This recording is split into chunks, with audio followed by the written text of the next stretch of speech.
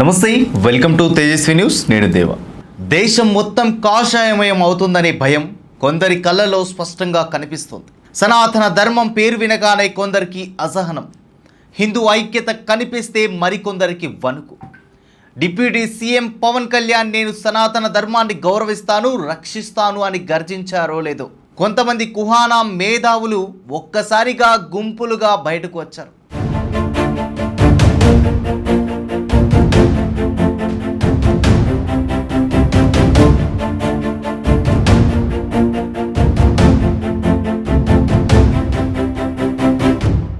తెలుగు రాష్ట్రాలు విడిపోయినా రాజకీయం కోసం ఇంకా ప్రాంతీయ విద్వేషాల విషయాన్ని కక్కుతున్న కుహానా మేధావుల అసలు రంగు బయటపడింది.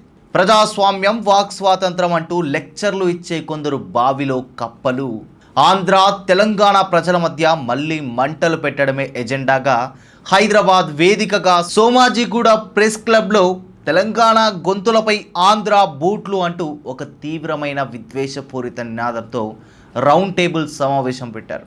అసలు ఇది భావ ప్రకటన స్వేచ్ఛ కోసం జరుగుతున్న పోరాటమా, లేక సనాతన ధర్మాన్ని పవన్ కళ్యాణ్ను టార్గెట్ చేయడానికి వేసిన మరో పొలిటికల్ నాటకమా? జర్నలిజం ముసుగులో జరుగుతున్న ఈ కుట్రల వెనుక ఉన్న అసలు బావిలో కప్పలు ఎవరు? వారి వెనుక ఉన్న అజెండా ఏమిటి? ఇప్పుడు ఒకసారి చూద్దాం.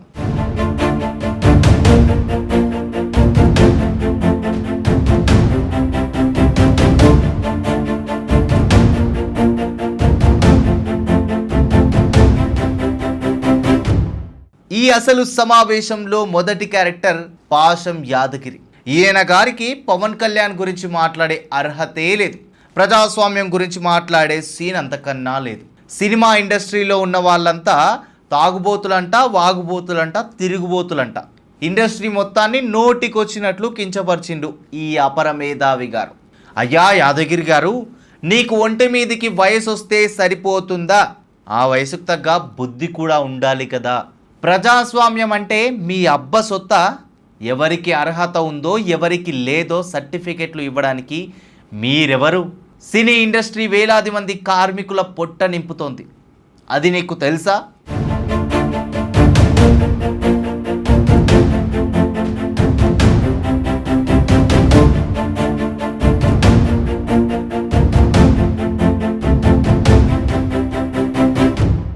ఓ స్టార్ హీరోగా ఉండి ప్రజల బాధలపై పోరాడి లక్షలాది ఓట్లతో గెలిచిన పవన్ కళ్యాణ్ని ఇంత నీచంగా మాట్లాడుతుంటే సినీ ఇండస్ట్రీ నుంచి ఒక్కడంటే ఒక్కడు కూడా ఖండించకపోవడం సిగ్గుచేటు.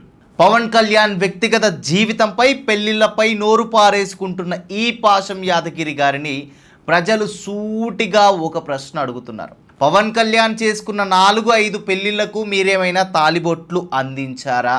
లేక అక్కడ పూజారిగా ఈ సన్యాసే ఉన్నాడా? మాట్లాడితే ఆంధ్ర వాళ్ళు, తెలంగాణ వాళ్ళు అంటూ మళ్ళీ విభజన రేఖలు గీస్తున్నారు. న్యూస్ ఛానళ్ళన్నీ ఆంధ్ర వాళ్ళవే అని ఏడుపు. నీకు చేతనైతే నువ్వు కూడా 100 న్యూస్ ఛానల్స్ నడుపు, ఎవరొద్దన్నారు? నువ్వు వకల్తా పుచ్చుకొని వచ్చిన ప్రొఫెసర్ నాగేశ్వర్ గారు తన విశ్లేషణలో కూడా కేవలం అంటే కేవలం తెలంగాణ వాళ్ళ న్యూసే చెప్పుకోవచ్చుగా. మరి ఆంధ్ర పార్టీలపై, వ్యక్తులపై విశ్లేషణలు చేయడం ఎందుకు? ఎందుకంటే ఇక్కడి వారిపై చేస్తే డబ్బులు రావు. డబ్బులు మాత్రం ఆంధ్ర వాళ్ళ నుండి రావాలి.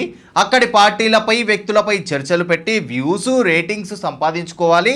ఆంధ్ర వాళ్ళ సొమ్ముతో జేబులు నింపుకోవాలి. కానీ ఆంధ్ర నాయకులు కౌంటర్ ఇస్తే మాత్రం తెలంగాణ ఆత్మగౌరవంపై దాడి అంటూ ఏడవడం ఏ రకమైన లాజిక్ యాదగిరి గారు?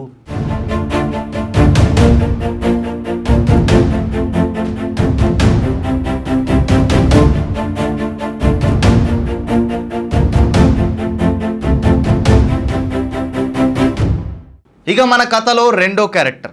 ఈవిడ గారు జర్నలిజం ముసుగు వేసుకున్న తులసి చంద్ గారు. హౌ డేర్ యూ టీడీపీ అంటూ అఫీషియల్ ట్విట్టర్ హ్యాండిల్స్పై మైకులు పగిలిపోయేలా అరుస్తున్న ఈ సెక్యులర్ మేనిఫెస్టో గారి అసలు రంగును హిందూ సమాజం ఎప్పుడో గుర్తించింది. జర్నలిస్టులకు రక్షణ ఉండాలి, నిజం చెప్పే గలాలకు భయం ఉండకూడదు. నిజమే, కానీ జర్నలిజం పేరుతో ఒకే వైపు నిలబడి ఒకే వర్గాన్ని టార్గెట్ చేసే మీలాంటి వాళ్ళను ఏమనాలి? హిందూ సమాజంపై, సనాతన ధర్మంపై, ఆలయాలపై, హిందూ ఆచారాలపై పుంఖానుపుంఖాలుగా స్టోరీలు రాస్తూ పెయిడ్ న్యూస్ వేస్తూ డబ్బులు సంపాదించేది మీరే. మళ్ళీ ఇవాళ జర్నలిజం విలువల గురించి మాట్లాడేది మీరేనా? దొంగలు కలిసి బావిలో కప్పల్లాగా ఒకే చోట చేరి ప్రొఫెసర్ నాగేశ్వర్కు కొమ్ము కాస్తుంటే ప్రజలకు నవ్వొస్తుంది. హిందూ విశ్వాసాలను ప్రశ్నించే మీ మేధావితనం అదే ధైర్యంతో ఇతర మతాల వ్యవస్థలను ఎందుకు ప్రశ్నించదు? హిందూ సమాజం అంటే మీకు అంత లోకువా, అంత చులకనా? వాళ్ళని ఎన్నన్నా ఏం చేయలేరనే బరితెగింపుతనమా?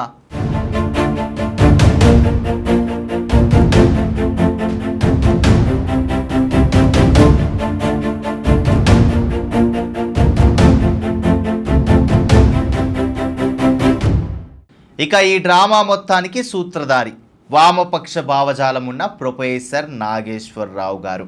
62 వయసులో చావనైనా చస్తాం కానీ మాట్లాడే హక్కును వదులుకోమంటూ అక్కడ పెద్ద డైలాగులు కొడుతున్నారు. డాక్ట్రిన్ ఆఫ్ చిల్లింగ్ ఎఫెక్ట్ అంటూ పెద్ద ఇంగ్లీష్ పదాలతో భ్రమలు కల్పిస్తున్నారు. ప్రొఫెసర్ గారు, వాక్ స్వాతంత్రం మీ ఒక్కరికే ఉందా? మిమ్మల్ని ప్రశ్నించే ప్రజలకు కౌంటర్ ఇచ్చే నాయకులకు లేదా? మీరు అమిత్ షా, పవన్ కళ్యాణ్ల మధ్య జరిగిన అంతర్గత సంభాషణల్ని స్వయంగా విన్నట్లు ఎలాంటి ఆధారాలు లేకుండా సోషల్ మీడియాలో కథలుగా చెప్పారు. మరి తీరా చూస్తే జనసేన నేతలు ఆధారాలు అడిగి క్షమాపణ చెప్పమనేసరికి తోక ముడిసి క్షమాపణలు చెప్పి మీ వ్యాఖ్యలు వెనక్కు తీసుకుంది నిజం కాదా?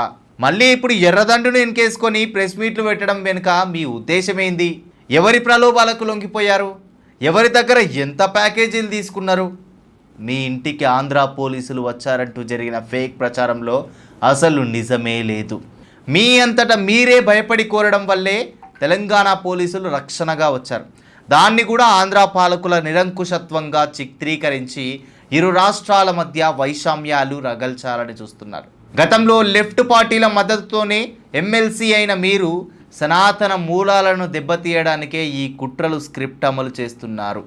మీ వెనక ఏ పార్టీ ఉందో, సనాతన ధర్మాన్ని దెబ్బతీయడానికి మీరు ఎవరెవరితో చేతులు కలిపారో ప్రజలందరికీ బాగా తెలుసు. కళ్ళకు గంతలు కట్టుకొని నన్నెవరూ చూడట్లేదంటే సరిపోదు. సోషల్ మీడియా పుణ్యమా అని ప్రతిదీ ప్రజలకు బాగానే అర్థమవుతుంది.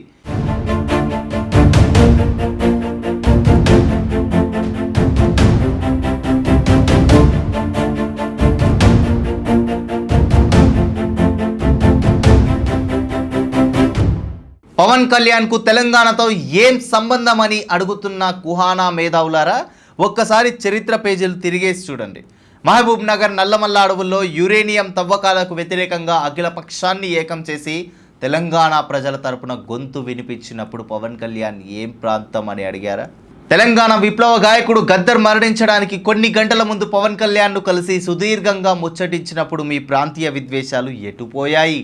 మహబూబ్ నగర్కు చెందిన కిన్నెర కళాకారుడు దర్శనం మొగలయ్యకు సినిమాలో అవకాశం ఇచ్చి ఆర్థికంగా ఆదుకొని ఆయనకు పద్మశ్రీ అవార్డు వచ్చేలా ప్రోత్సహించినప్పుడు పవన్ ప్రాంతం గుర్తుకు రాలేదా?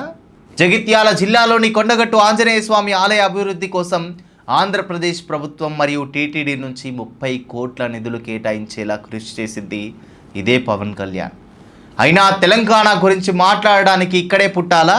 సమస్యపై నిలబడే ధైర్యం, ప్రజల బాధను అర్థం చేసుకునే గుండె ఉంటే చాలు. ఆ గుండె పవన్ కళ్యాణ్కు ఉంది.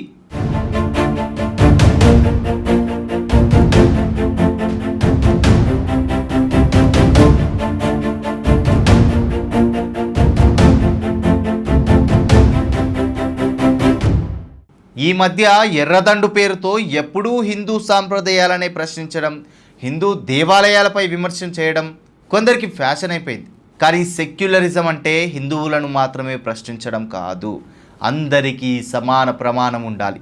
తెలంగాణ గొంతులపై ఆంధ్ర బోట్లు అనే విద్వేషపూరిత నినాదాలు వేసి 2 రాష్ట్రాల ప్రజల మధ్య మళ్ళీ చిచ్చు పెట్టాలని చూస్తే ప్రజలు చూస్తూ ఊరుకోరు.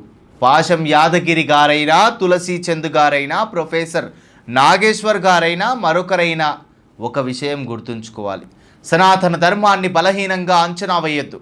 హిందూ సమాజం మౌనాన్ని మీ గెలుపుగా భావించొద్దు. మీరు ప్రశ్నలు వేస్తే అంతకంటే పదునైన ప్రశ్నలు ఎదురవుతాయి.